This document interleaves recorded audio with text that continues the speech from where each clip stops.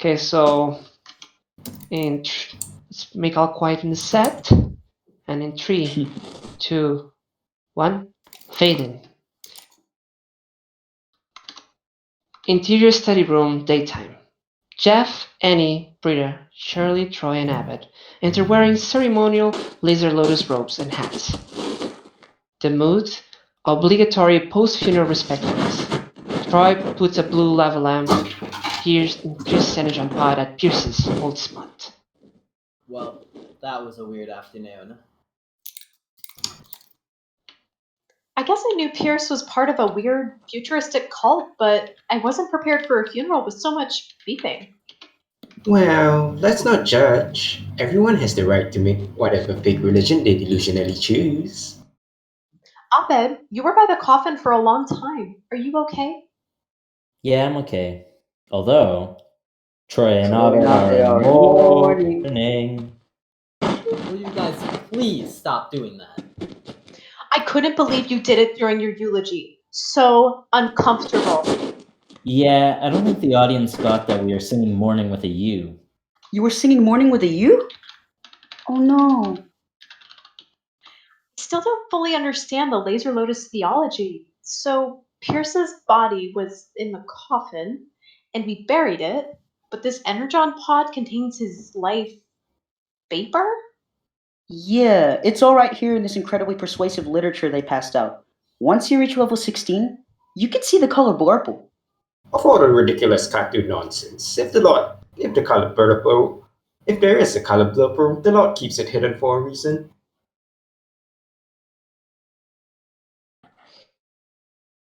Supposed to be Dianta. What up, N-bombs? How is the funeral? No, Chang, our friend's funeral was not awesome. It was deeply sad, funeral style. Excuse me. I thought you guys hated Pierre. What? No, Here's man. Here's No. what's, Sure, you're not just doing the respect the dead jiggling? I think you have us mistaken for you, Chang.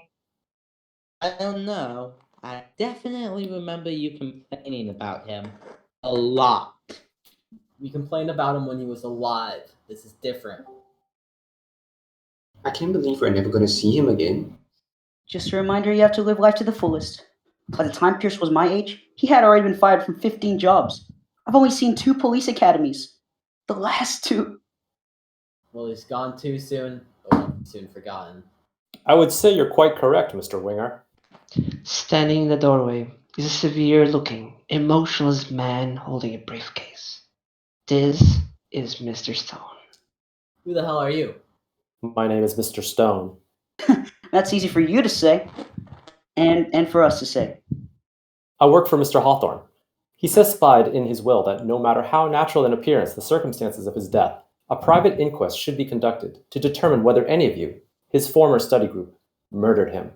A polygraph reader, Maura, and her assistant wheel in a large polygraph machine. To be cleared, you must all submit to a polygraph test. Aw, schnizzle. You guys are in trouble. Mr. Chang, I presume. You've also been listed as a suspect and requested to participate. Fine. I ask a question. I'm afraid I can't allow that. Right. Just a fine. But Suddenly, there's a hiss of escaping air. Angle on Troy, who has been toying with the energon pod. Life vapor is leaking out of the lava lamp at a high velocity. Oh, we're losing Pierce. Everyone, quickly. Troy starts intentionally inhaling vapor. Oh! Someone get a balloon.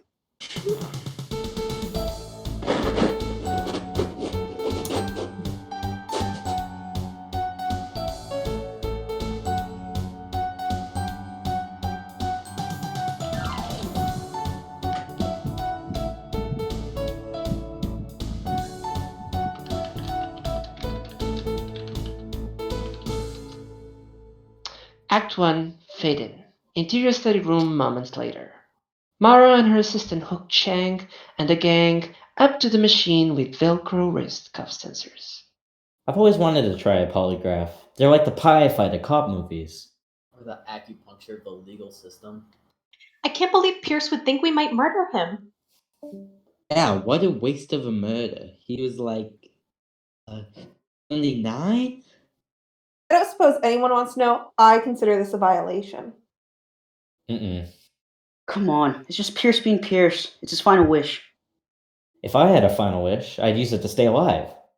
Let's do it. How do we begin? We're going to start with Miss Perry. Please, state your name. Rita Perry. Have you ever had thoughts of violence towards Pierce Hawthorne? No. Lie. I mean, I may have wanted to slap him now and again, but I didn't kill him. In all your sexual fantasies about Pierce Hawthorne, none of them involved his murder.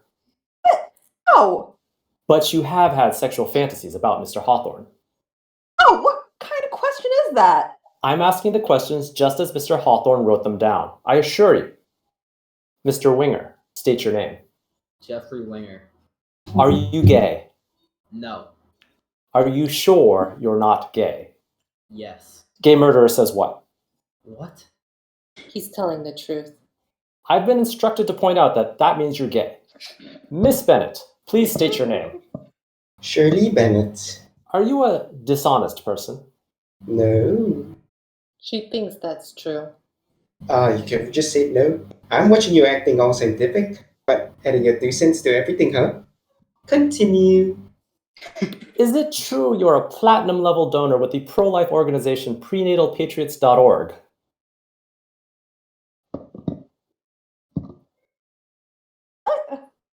Keep it cool, girls. It's my money. It's my choice.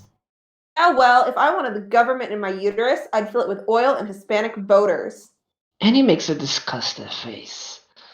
Keep it frosty, ladies. Don't let your goats get got. Mr. Barnes, state your name. Troy Barnes. Oh, I meant to say Butts Carlton. He didn't mean to say Butts Carlton. She said it. Mr. Barnes, did you get angry when Mr. Hawthorne told you Fat Albert died of diabetes? Yes, like any American would. Angry enough to murder him? No. Is it true that you and Abed Nadir have an elaborate doomsday escape plan to be used in the event of zombie attacks? We might have a designated rendezvous point and a couple of bug-out bags filled with gold coins and condoms, just in case we need to bargain our way onto a boat. Everyone looks confused. The gold coins are for buying food. Does your doomsday plan account for the welfare of any of your other friends? Bria raises her eyebrows at Troy. Pass? Answer the question. No. Troy, rude. It's a doomsday plan, not a picnic plan. Do you really want to witness the horrors we might have to endure just to get on a boat? I guess not.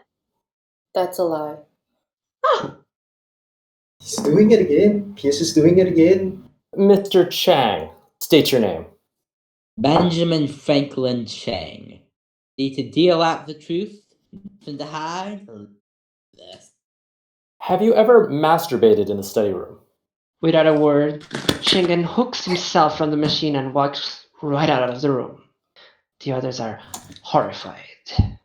Mr. Nadir, state your name. Abed Nadir. Have you ever 9/11'd anyone? Nope. When you were a child, did you ever kill a squirrel with a slingshot and were surprised you felt nothing and wondered if you were capable of doing it to a human? Pause. Everyone fearfully leans in, anticipating his answer. No. Mara nods. Everyone exhales. Do you and Troy still actively use Jeff's Netflix account without his permission? Wait, what? You told Pierce that? You logged in our place and never logged out, so we used it. Is that why my review of The Grey is constantly changing? Yes, stop giving it 4 stars. I like Liam Neeson.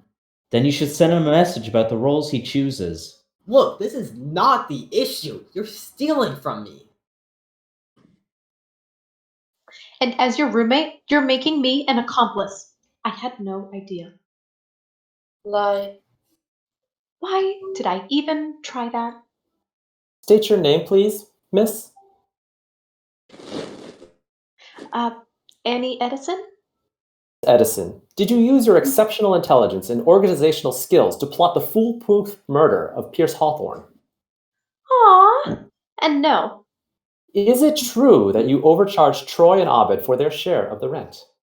Troy and Abbott exchange a look. Pierce. Annie? Yes, but for good reason. You guys know you're bad with money. I padded your share of the rent by $10, and I've been putting it into a savings account that yields 4%. You'll be thanking me in 6 years when you find out you have $86. That's jacket money. Huh, did you hear that, Abed? We've been washing paper plates and making our own toothpaste. But don't you worry, by the time we have robot bodies on the moon, we can share a free jacket. Penny, you should know better than to hoard money. That's a stereotype. Was that anti-Semitism? No, that's sensitivity. It's anti-Semitic to do things like that when you know full well you're Jewish. Oh. We could have bought a tire for our tire swing with that money. Or your own Netflix account. As if you were ever going to get that Liam, tire. you Trading said system not is that great. flawed. All right, The entire group stares at him. let's begin. Wait. What do you mean, begin? That completes the calibration round of questioning. We're ready to begin the formal inquest. I think we're ready to end. We've humored this long enough. Jeff, it's for Pierce. Look, respect for the dead is only a thing because the dead usually don't do any damage. The rest of the group murmurs in agreement Yeah. and starts detaching their cuffs. You can quit anytime you like, but it should be noted, Mr. Hawthorne's estate is worth over $20 million, and only those cleared of his murder can receive their bequeathments. The group stops. They look at each other. I'm only gonna say this once. Clearly, Pierce is trying to lure us into a labyrinth of emotional manipulation and strategic instigation. And I think we're all smart enough to know we should quit while we're not ahead. Yeah, definitely. Absolutely. They're all lying. Yeah, I do think we should quit while we are ahead. We all know that, you judgmental bitch! End of Act 1, Act 2. Fade in, interior study room, moments later. Mr. Stone begins the official deposition. Miss Perry, have you ever eaten at the sandwich shop started by Mrs. Bennett and Mr. Hawthorne? Yes. And what sandwich would you order from Shirley Sandwiches? Only when I can. The Helen of soy with no mayo. Helen of Soy. Are you aware that in order to save money, Shirley stopped using real tofu and replaced it with a Midwestern tofu substitute called meat fu? Oh my god! Ugh! It's still not actually meat. Legally. You have never respected anything that I hold sacred. I'm sorry! Shirley, did you know Britta was high on marijuana at your son's baptism? I'm sorry? No higher than usual. Not true. You did drugs in my church? No, I did drugs in the parking lot of your church.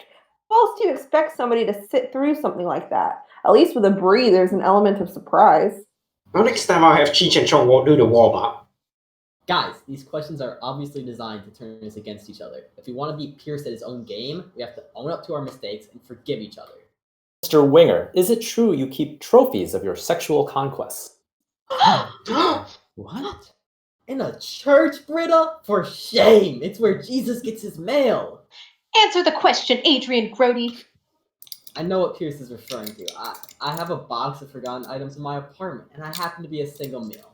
Visitors leave things. Is one of your trophies a pair of Miss Perry's panties? You told me a hawk stole them! You exploited me and made me believe in a slightly more magical world. I still don't get it. If you wanted to collect women's underwear, can't you just buy them? They have to be won in battle. Oh, Jeffrey! God. Awesome. Look, I think we can all agree that the gross thing here is that Pierce is snooping through my stuff. Not really. Abed and I go through your stuff all the time. Why do you keep bread in the freezer? And why does your bathroom mirror say you're special when you fog it up? Look, I don't have to answer. You took a shower? Mr. Barnes. Okay, I did it, okay? I killed Pierce. Lie. Okay, good. I was just making sure.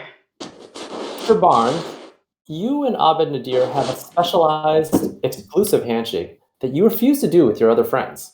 Absolutely. Mr. Barnes, did you invent that handshake?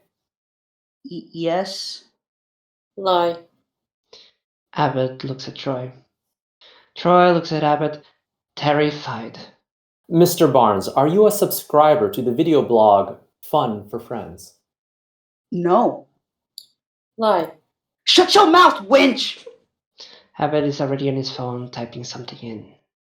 He's watching a video featuring a guy, Kevin, standing next to Kyle, another guy in a garage. Hi, I'm Kevin, this is Kyle, and here's a fun handshake you can do with your best friends. Alright, thanks for watching, guys. Don't forget to rate us, comment, and subscribe. Can't look at you right now. Then you should know I'm crying. I forgive you, but only to escape the established pattern of self-righteous indignation, followed by immediate comeuppance. Mr. Nadir. Okay, I guess it's happening anyways. You broke my heart. Continue. Is it true that you planted geo-trafficking devices on everyone in the group so that you know where they are at all times? Yes. Full stop. The group is shocked. They openly gape at Abbott. Okay, you guys are changing your faces. Are you mad at me or hungry?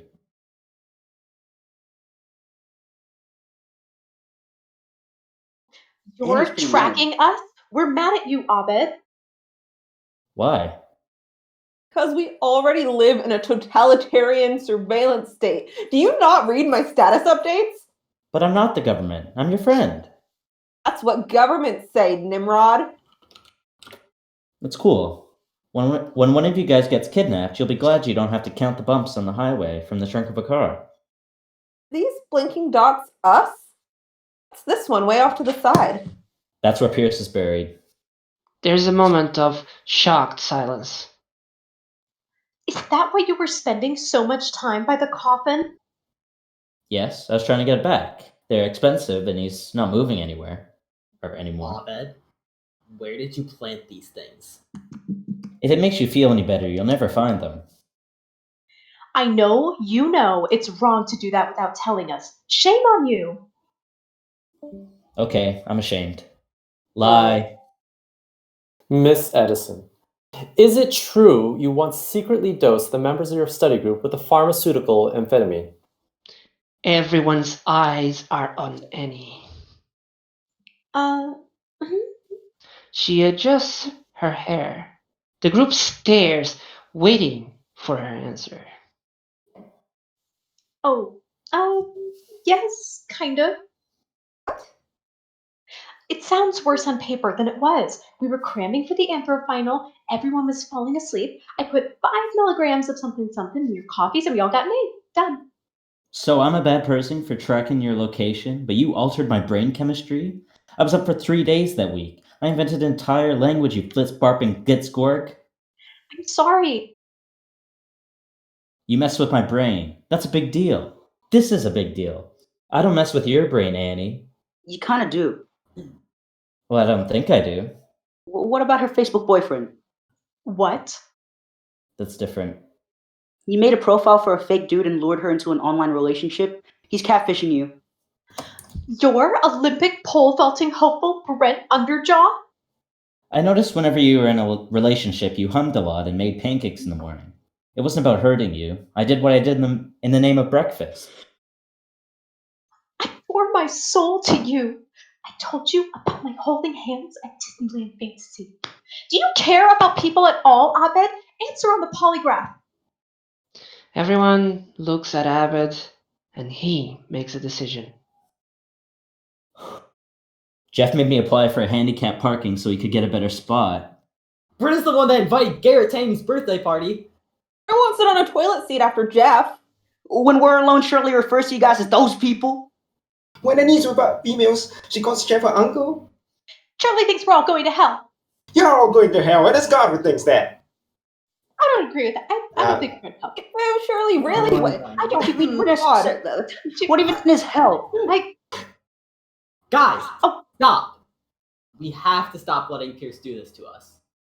Hawthorne hasn't asked a question in quite some time, Mr. Winger. This sinks in with the group. He's right. I actually forgot for a second that Pierce was dead. Maybe that's what he wanted. Or maybe he wanted us to know we're no better off without him. No better than him. He kind of nailed it, didn't he? Suddenly, Chang re-enters. I didn't just masturbate in the study room. I masturbated everywhere.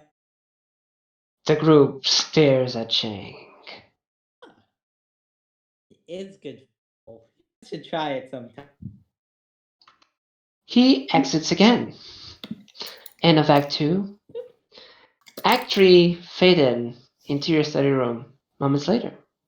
The group sits unhappily around the room, hands still in their cuffs, unsure of what to do. There's another round of questions if you'd like to continue. Wanna give us a moment to sit in our own filth before you heap another bucket on us? It's strange, after all these years, how much we've kept hidden from each other. You'd think by now we'd learned to be better people. I think we got into this mess by thinking there was such a thing as better people. Wait, that's it. If we're no better than Pierce, and Pierce is no worse than us, then that means nobody's really that bad. So what if we're willing to suffer and inflict pain at the mere prospect of material reward? If we stop now, that doesn't make us better.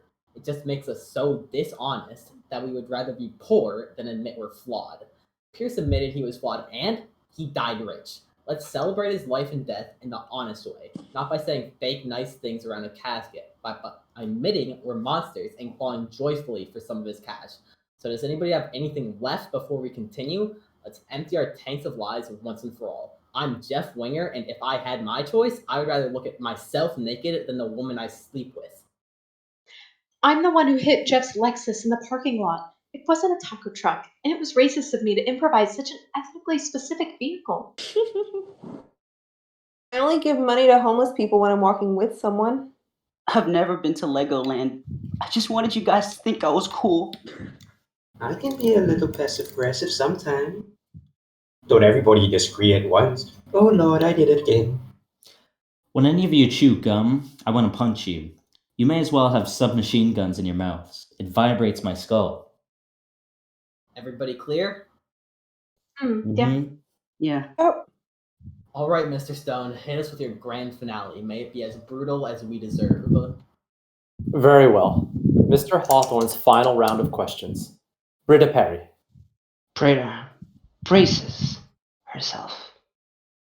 Do you know that you hate yourself more than you should, and that your passion inspired me? Everyone is surprised by the tone shift. oh. That's true. She didn't know. To Miss Perry, I leave my iPod Nano filled with music to take life less seriously by. The assistant places an iPod Nano in front of Rita. That's nice.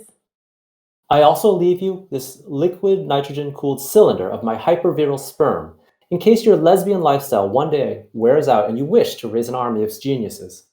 The assistant places a silver futuristic-looking cylinder, smoky with dry eyes, on a table in front of her. She stares at the cylinder, stunned and disgusted. Shirley, did you know that you are not only a credit to your race and gender, but are to our species, and I was intimidated by your strength of character and business acumen? Yes. To Shirley Bennett, I leave my spacious timeshare in Florida, Oh. where she can take what's-his-names and however many children she has now. Uh-huh. I also leave you a cylinder of my sperm. The assistant places a cylinder in front of Shirley. Annie Edison, Annie looks up in anticipation. did you know you are always my favorite? Mentioned it once, but I leave you this tiara, which you once refused to accept.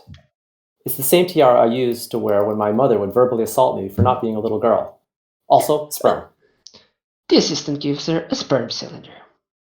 Jeff Winger, did you know you're gay? No. Agree to disagree. To you, I leave this bottle of fine scotch, so that you're less tempted to drink this cylinder of even finer sperm. A box of fine scotch and sperm cylinder are planted in front of Jeff. Abed Nadir, did you know that you are insane and nothing that you said ever made any sense to me? Yep. Here is your sperm. Sperm is placed in front of Abbott.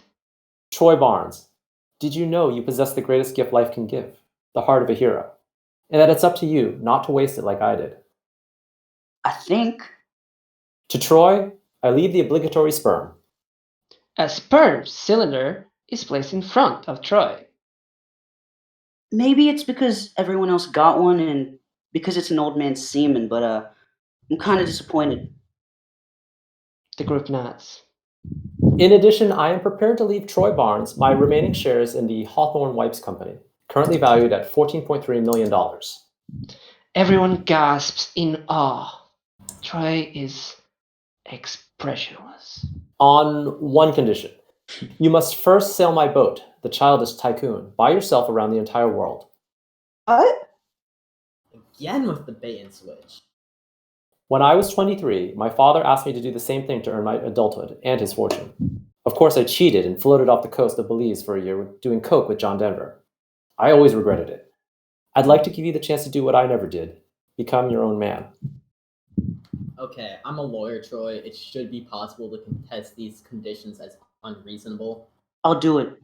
And Pierce can take his mind games and his sperm and he can put them right. I'll do it. What? Sure. Pierce was a crazy old coot, yeah, but I think he knew something about me that even I didn't know until now. Because he's offering me something I've been searching for my whole life. The group listens closely to Troy's every word. Millions of dollars. And being a man, changing my name to Justin, or whatever he said. Say something. I'm speechless. Everyone just stares at one another. Incredulous. Somebody say something. Abed? Abbott stares at a point in the distance without really seeing anything. Cool. Cool. That's a lie. End of Act 3. End tag. Interior bar, nighttime. The gang is at the bar with Mr. Stone, who is in the middle of downing a huge stain of beer all at once. Stone is way more drunk than everyone else. And then that sperm came down. I couldn't say anything, but oh my god, I was going to explode. And then that one, that last question, all that nice stuff out on the table. You guys were having this discussion about whether or not to quit. At first, I was like, but you did it. You did it. It was amazing. You're amazing, man. You're amazing, guys. This is the best. We should do this every week. Oh, I'm a fun guy, you know. I mean, you talk about lying. I was lying the whole time. This is who I really am. This is me. This is the real me. I'm artistic. Ideas come to me all the time. I have this idea for a movie. It's about this guy who oversees polygraph tests, and the biggest obstacle is how good looking he is. People can't focus and tell the truth. It's unbelievable. By the way, we never found out how Pierce died. Oh my god, I can't believe I didn't tell you yet. It was dehydration from filling up all those cylinders. I mean, it's how I want to go out, but hey, I'm a little nutty. He downs another swig of beer. Hey, are you guys thinking what I'm thinking? Shots! Yay! After to do that stupid line. That was awesome. That was really Yes, good. Yeah. Everybody. Okay. That monologue and we're changing Yeah. things to justice. This confirms that I am Troy. Okay? Yes, Is that, it was the full cycle. It was the full cycle. Thank you, everybody. Cinematic. Thank you for giving us Lois growling. that closure, Justin. Justin Lois Yeah, That was great, Justin. growling. We needed Yeah. that. The last episode, the last table read. Last table read. Thanks, everybody. oh wow, it really is. Oh,